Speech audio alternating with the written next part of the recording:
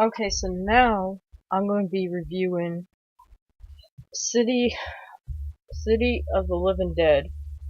Yeah, City of the Living Dead, which is the un- first movie in the unofficial Gates of Hell trilogy. Which I don't understand why it's unofficial, since the movies all deal with the undead and one of the gates of hell being open. But anyways, out of all the Lucio Fulci movies, if you count, I want to count Zombie and uh the New York Ripper. Uh, this one's not mentioned as much. You know, most people will say, "Oh, Zombie's my favorite," or The Beyond, or House by the Cemetery. Which House by the Cemetery is not my favorite, but out of all the Lucio Fulci movies, this would probably be my second favorite, behind Zombie.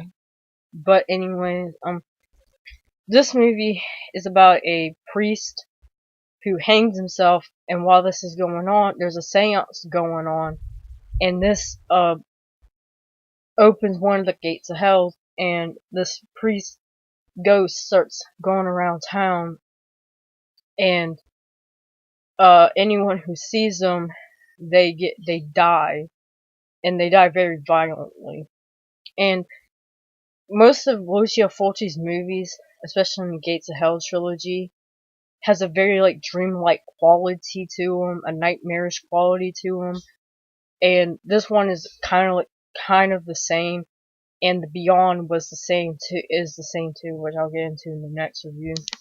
But when the Gates of Hell open and the undead are unleashed, there's like a very like misty, fog-like, dusty feel, like scenery in the movie, the town called Dunwich.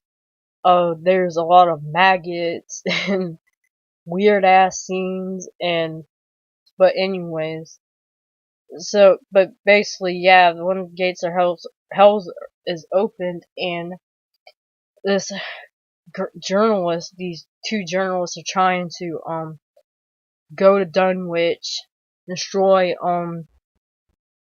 the priest, and then close the gates of hell. But of course, you know, the undead's only, so they had to like deal with that. But this movie has some weird, mainly famous like all his other movies for their like very surreal like sequences and the gore. And there's some pretty gory scenes in this. One of the most infamous ones is where there's a teenage couple making out, and the girl turns around and looks at the priest, and once they make eye contact, it's kind of like the Medusa thing where she petrifies you. Well, it kind of like takes control of her body, and her intestines she just starts throwing them up, and it was like pretty nasty scene. I mean, this movie was made in 1980, and the gore effects still look pretty good for nowadays. Uh, there is a dumb scene where one character, all he does is put his hand on her face. The priest puts a hand on one of his victims' face, and she dies from shock or something. I don't know. It was a pretty dumb scene. But there, but I mean, the makeup effects for the priest looks pretty good. Looks really disgusting. Uh, there's a scene. There's like this character in the town named Bob, who's like he's a young guy, and a lot of people don't like, a lot of people in town don't like him because he's kind of creepy and pervy, and I think he got accused of sexually assaulting a girl. Well, there's a scene where there's a girl that likes him in the town, and she thinks that he's not a bad guy and all that, he's just a lonely dude, and he goes into her house because he sees a lot of weird shit, because he saw something earlier where this is a weird scene. I don't even know what happened, but he walks into a house, and the empty house, and there's an inflatable doll in there, and I guess he was trying to have sex with it, but then he turns around and sees like a rotten fetus on the ground. I was like, what the hell? But anyways, he goes to the girl's house because he's like, freaked out. He wants to, try to get with her. and the father catches him in the garage. He's making a lot of noise, so he takes them, throws them on the table, and there's a drill, and he starts pushing, turns the drill on, starts pushing his head slowly to the drill, and it drills inside his head, which was probably the most infamous scene out of the movie, which is right here on the back cover. Sorry. Um, there's also a scene, it's not a violent scene, but it's pretty creepy, where, a woman's buried in a casket, and she's buried, like, literally buried alive. I forgot what happened. They thought she was dead. And, um, she's, like, screaming for help, and she's banging on the thing, and she's, like, tearing at the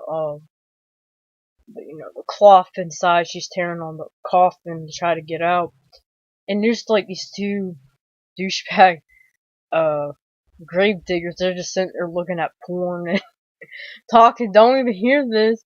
And but the one guy walking by hears it, takes a pickaxe, starts smashing through the casket, and then, like, every time he takes a swing, it's like almost close to her face, and it's like, oh my god, what the hell? It was a pretty tense scene, because you didn't know if that pickaxe was gonna hit her or not, because it was like a few centimeters away from her face. And there's another scene. Shoot, sorry. There's another scene where these people are in a bar, and when the gates of hell open, like, the thing cracks, the walls start cracking open, a mirror cracks. They open the door, there's entities standing out there. There's a scene where these psychics, or the journalists meet, I guess, two psychics, and the window busts open, and there's a bunch of maggots filling up the room. It was really nasty looking. I was like, oof. And then there's the finale where they go and destroy the priests. They go into, like, this mausoleum, and it's really very very creepy. Like, kind of looks like caves, like decrepit, and there's, like, corpses hanging around. Like, they have an image in here. Sorry, I'm trying to get used to the camera. It looks like that.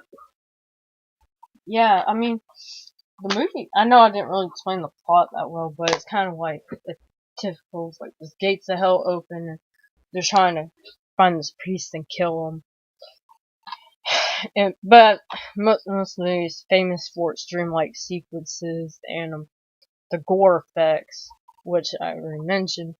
But it's still a good movie. I mean, the acting is not that good, it's alright. It's typical for these low budget exploitation movies, and, most of it's dubbed because it's film, has Italian actors in it.